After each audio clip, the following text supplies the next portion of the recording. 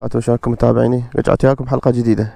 البارحة كنا خيمين بمنطقة إيروان، مناطق عيون ماي وكلش حلو جو هنا. العيد وعوائل هنا طالعة اليوم من الصبح إن شاء الله. متوجهين وادي الشلالات، اسمه بالكردي قلي خرا.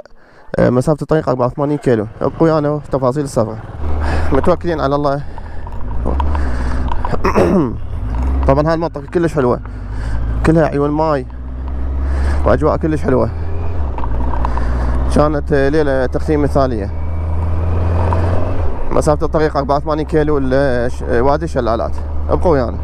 هسه الساعة بالتسعة، الحرارة 29، أجواء كلش حلوة ما شاء الله. الجو غيم، الصبح كان غيم هواي، هسه طلعت الشمس بس عليها غيم، يعني شمس خفيفة. أجواء كلش حلوة. هذا الطريق يربط بين القرى بالصوب الثاني مال الزاب الكبير، ورا هذا الجبل زاب الكبير، وراه من هناك على اليسار الطريق الرئيسي اللي يربط ريزان وبرزان بخليفان ونوبربين. صرنا الجبال وهسه صرنا محاذاة النهر، هسه صار الجو هسه يبين. هذا نهر الزاب الكبير. راح نعبر جسر، اكو جسر هنا جوا ونروح للطريق الرئيسي، لان هذا الطريق شوي مفلش، ما اقدر تمشي بيه فوق ال60، مكسر. الشمس تروح كلش وترجع خفيفة. السماء كلها غيوم، بس يعني طبقات، ساعة غيم خفيف ساعة ثخين. الصبح هيجي نقاطات خفيفة مطرات وقطعت بساعة. ذاك يا صاد على الشجرة كذا حلو. أول ما أشوف سنجاب هنا أشوف الماء يمشي من الصخور.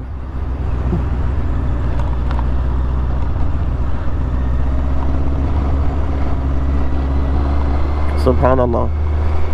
هنا الخضار كله يابس، بس بدهوك لا بعده ما يابس.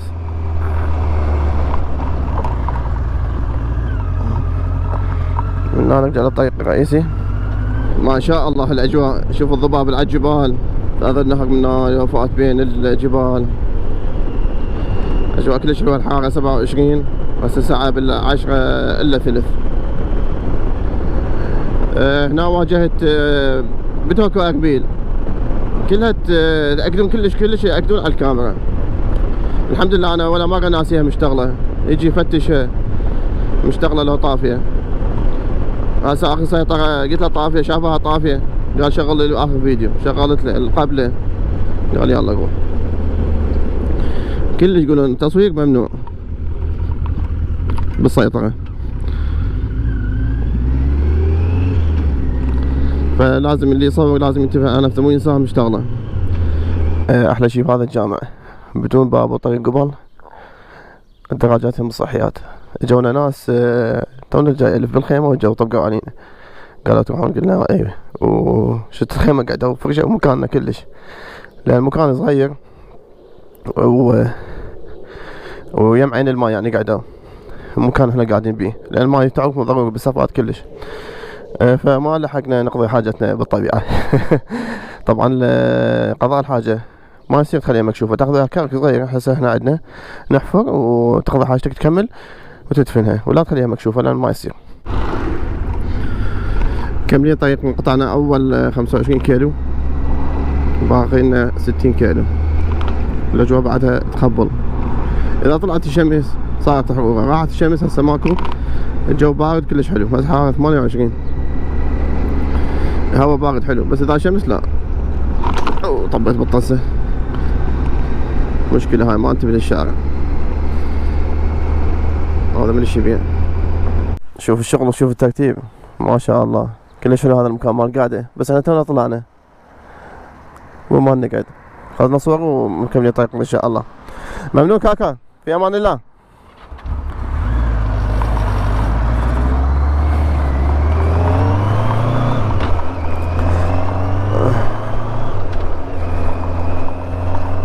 شو صايرة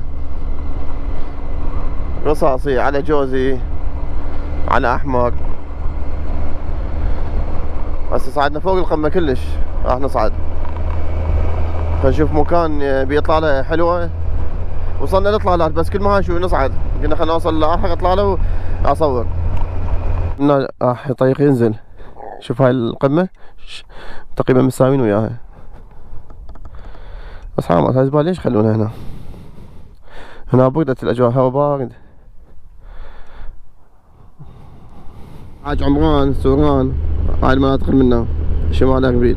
هسه منا يروح على اربيل الطريق. بشوف ايش قد احنا مرتفعين. شوف جو الطريق، السيارات ينشاف ندود. اوه سعيدين. بس احنا ما نروح لاربيل مسافة، وانه بنروح ناخذ يسرى نروح لوادي الشلالات. شو رجع صايد واحد. حاليا بطريق اربيل اتوك، طريق السايدين مسافة، ونطلع على اليسرى على وادي الشلالات. نزلنا بطريق وادي الشلالات، هذا ودي يمكن على قنديل هيك شيء الطريق، لان وادي الشلالات ما صار منطقة هيك مكان طبيعي. هاي هنا المنطقة بين حارة كلها يابسة، عقب ذاك الزرع هالشي كله يابس. الاجواء بعدها حلوة. 31 الساعة 11 الا ربع. ما لقينا شيء، لا بيض لا مخضر لا معلبات، اخذنا بس حلويات ورايحين. اكو قرية ورا نعبر مكان التخييم، نروح لها ونشوف بلكة نحصل ونرجع لمكان التخييم. مشي يجري يعني. هسه احنا باتجاه الجنوب. اليوم اخر يوم واسي راجعين ان شاء الله. كانت اجواء حلوة بس البحر حارة. الصبحية كلش حلوة بس فجأة صارت حارة، وصلت الحرارة 39 موجة حار.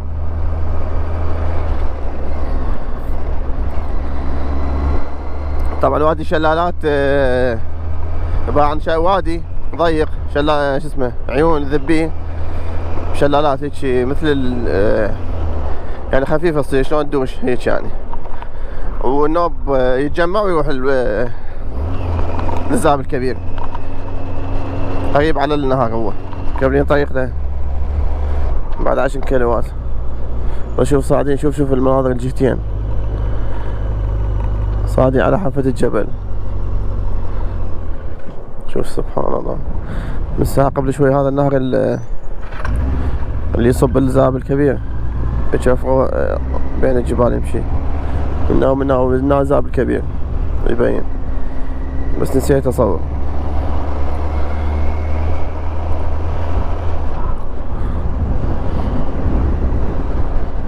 ما شاء الله.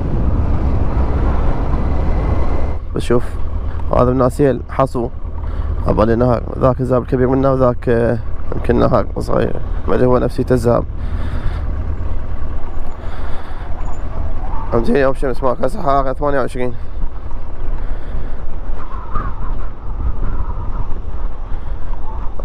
بس هو عالي هسه فوق، ما ننزل بركة ماك هوا.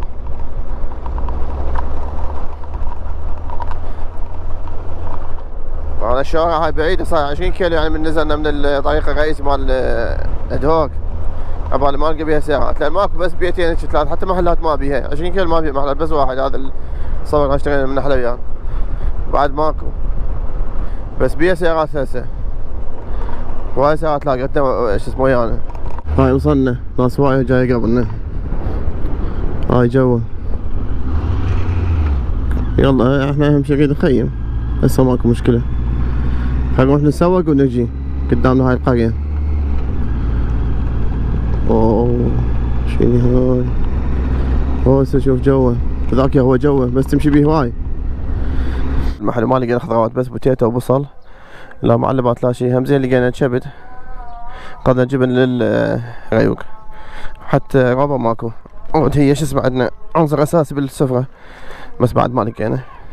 راح نرجع لمكان التخييم قريب ناكلش. اما اكو ولد صغار سألناهم وقالوا اكو، وجابوا لنا من البيت.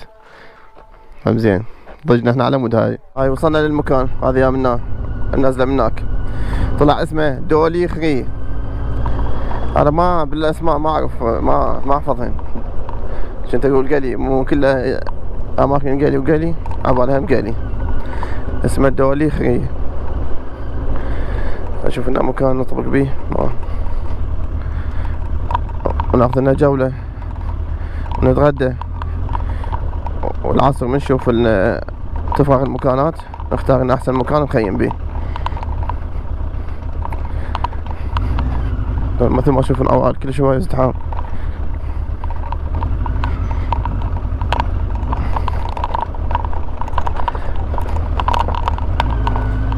هاي نزلة قوية، بس احنا ما عندنا شي نزول. وين وقفت وين وقفت؟ السلام عليكم. نزلة كلش قوية.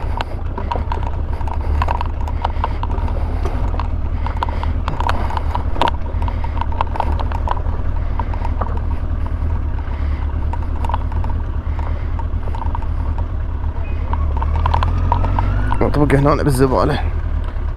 هاي عارفين الدراجات متجهين لجوا. هذا من النهار يجي، من هنا يروح للوادي. من هناك نهر يجي بيه شلالات، ومن هنا شلالات الأكثر تروح للزاب الكبير. هاي الصفحة الجاية من النهر، هاي بداية الشلالات.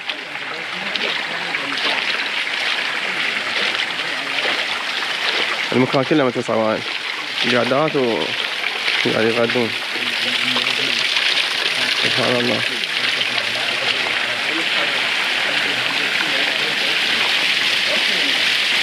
سبحان الله.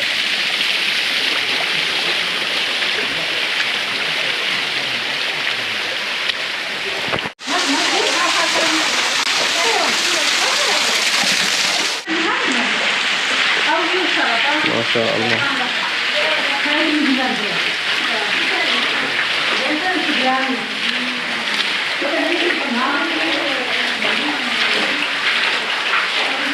لا ضيق بس الماي صافي. هذا انت ما يخلص. هاي اكو عيون واكو يطلع من فوق. شوف هاي الصفحة الجاية هذا نهايته.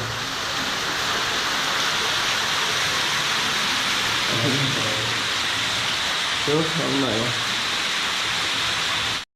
شوف هاي العين سبحان الله، كلها يا جماعة الصور. هذا النهر منا والنهر جاي من هناك، كلها يروحون هيك. الثانية مال الشلالات عم ازدحام كلش. هاي شفنا مكان في وقاعدة، لو نقعد بالماي لو اذا في يابسة جبنا فراش وكراسي وميز. احنا نحب الفراش، بلكن كان مكان يابس من البداية. اكو مكانات بس كلها محجوزة، بس هو المكان كله ماي، يعني في الكراسي افضل. الصفحة الجاية هذا نهايته.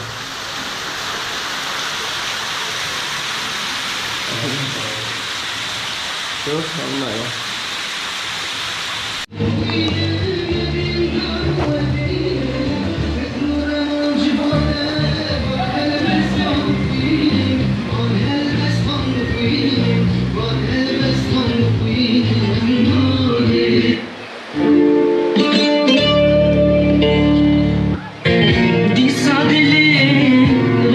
كان لقيناه، هو صحيح مو كلش عدل وتعبان، بس تعبنا، الغراف ثقيله. هاي جو هوسه صاير. هاي كملت سفرتنا المتواضعه، وسلامكم العافيه. عاشتي لك شي ابن حسين؟ اكيدك ما تصير درب الخندق هاي. اهم شي ما تصير لقيناها.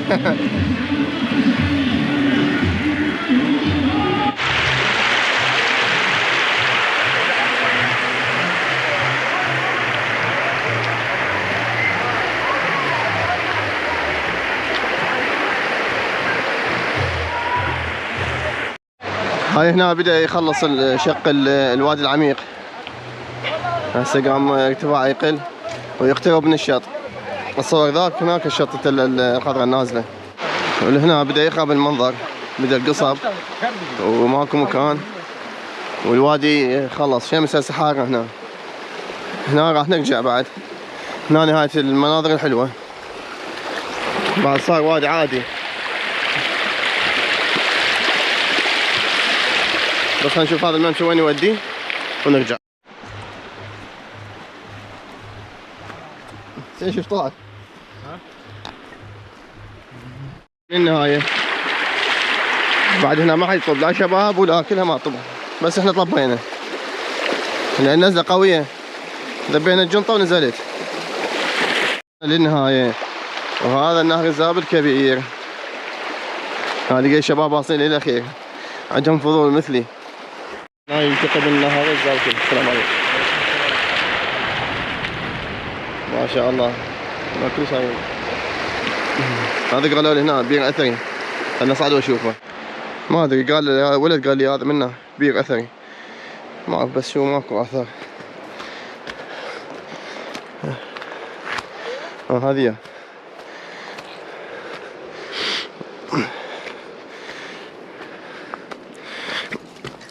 هذه بس متهدم. تعبت.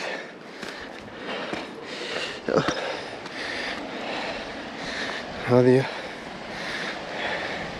عبال هذا بقايا طبيعية ما متفلشة. لا هذا عمل يدوي. تعبت كلش ما شاء الله.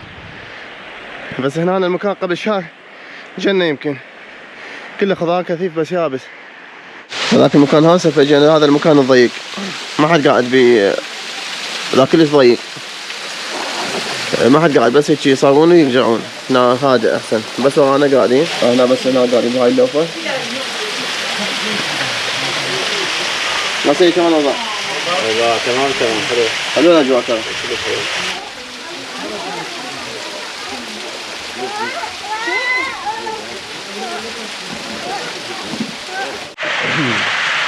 هذا هم مجرى ثالث، هذا نهايته هنا يصب شلال ويروح يلتقي بذنيك الاثنين. بس مكان ضيق هنا، تكرمون ما تبث زبالة. شوف كلش ضيق.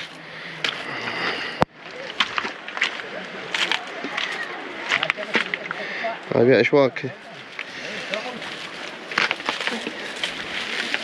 جرحت من الاشواك.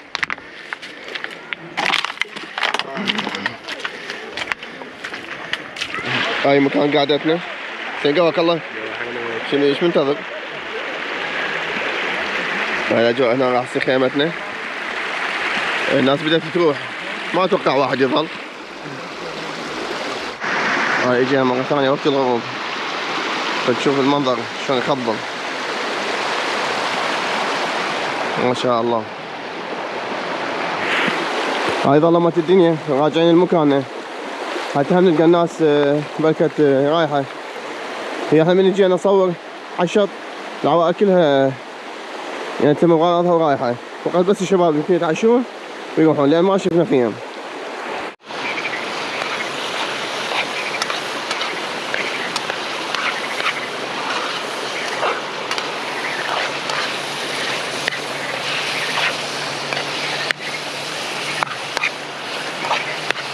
هاي كلها صفاتنا المتواضعة وسهمكم العافية إن شاء الله. صوت عجايب مزعج شوية بالمكان. هاي شباب هنا يتعشون والبقية كلها راحت، هدوء صارت، بس عقاريق مزعجتنا.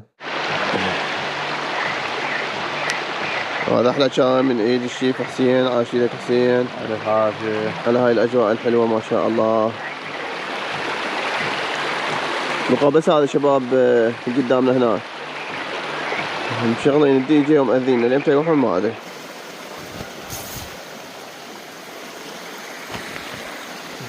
صباح الخير. شوف الأجواء، الباحة المكان ايش قد ازدحام، بس بقينا بس احنا مخيمين.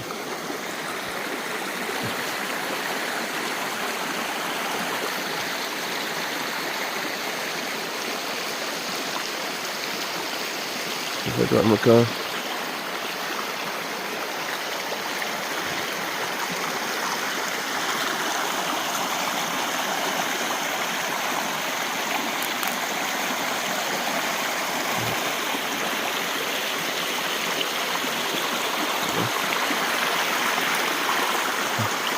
هذيك الدراجة تحسين.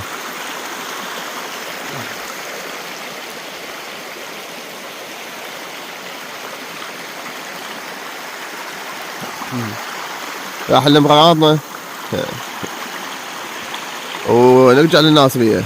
وهنا تنتهي سفرتنا بتهوك وأربيل. انتظرونا بالسفرات الجاية في أمان الله.